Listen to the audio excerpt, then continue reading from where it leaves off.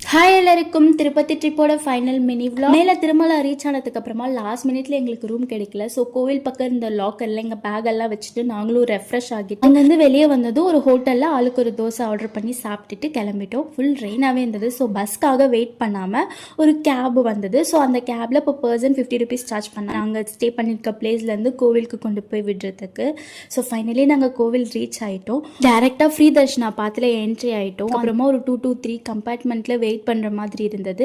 அதுக்கப்புறமா free Darshana ticket கொடுத்துட்டு final கம்பார்ட்மெண்ட்க்கு எங்களை அனுப்புனாங்க.